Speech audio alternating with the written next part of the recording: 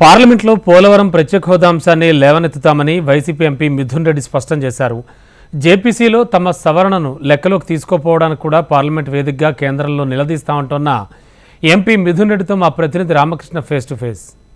సమావేశాలు ప్రారంభం కాబోతున్నాయి. మరి ఈ సమావేశంలో వైఎస్ఆర్ కాంగ్రెస్ పార్టీ ఏ అంశాలను లేవనెత్తబోతుందో మనతో మాట్లాడేందుకు వైసీపీ ఎంపీ మిథున్ రెడ్డి ఉన్నారు. మిథున్ రెడ్డి గారు, పార్లమెంట్ బడ్జెట్ సమావేశాలు ప్రారంభం కాబోతున్నాయి. రేపటి నుంచి ఎల్లుండి కేంద్ర బడ్జెట్ ప్రవేశపెట్టబోతున్నారు. ఏ అంశాలని వైఎస్ఆర్ కాంగ్రెస్ పార్టీ ముఖ్యంగా మేము పోలవరం ఇష్యూ గురించి లేవనెత్తబోతున్నాం. పోలవరం హైట్ తగ్గిస్తారని చెప్పి చాలా ప్రచారం నడుస్తుంది.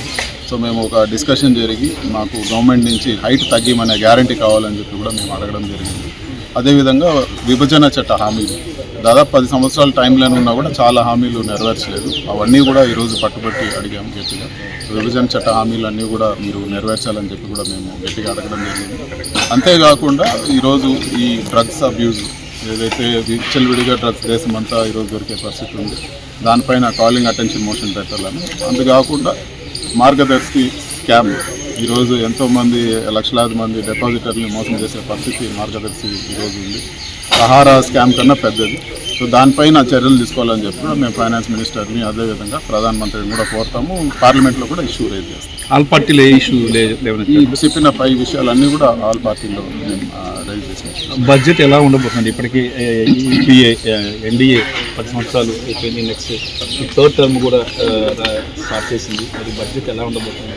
అంటే ఈ ఎలక్షన్ ముందు అధికారంలోకి రావడానికి కొన్ని హామీలు, కొన్ని ప్రయారిటీస్ చంద్రబాబు నాయుడు గారు చెప్పారు. అధికారంలోకి వచ్చాక పూర్తిగా ప్లేట్ ఫిరాయించి ఈరోజు ఆయన వ్యక్తిగత అజెండా అమలు పరుచుకుంటూ ఉన్నారు. సో వ్యక్తిగత అజెండా అంటే ఏంటి సార్? ఖచ్చితంగా ఆయన కావాల్సిన ఇప్పుడు ఓన్లీ అమరావతి అన్నాడు, మిగతా చోట ఉండేటువంటి ప్రాజెక్టులు తీసుకుపోయి అక్కడ పెట్టుకుంటూ అన్నాడు.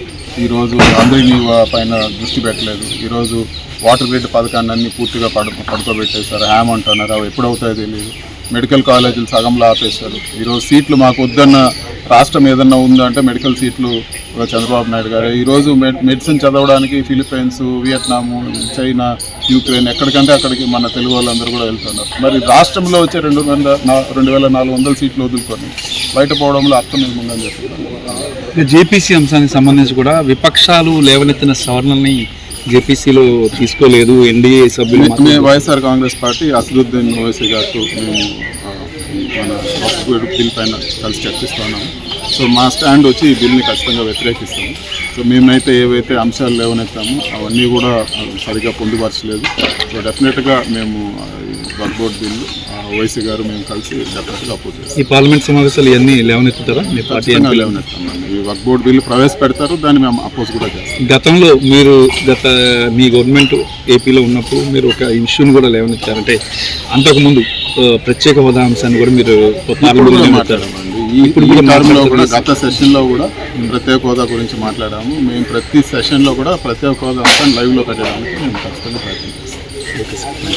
ఇంకా అదే పరిస్థితి ఈ బడ్జెట్ సమావేశాల్లో ముఖ్యంగా జేపీసీ అంశము, అలాగే ఆంధ్రప్రదేశ్కు కేటాయింపుల అంశాలపై, ప్రత్యేక హోదా అంశంపై, ఈ 3 అంశాలపై వైఎస్ఆర్ కాంగ్రెస్ పార్టీ తన గళాన్ని వినిపించబోతుంది. Ramakrishna, HM TV, New Delhi.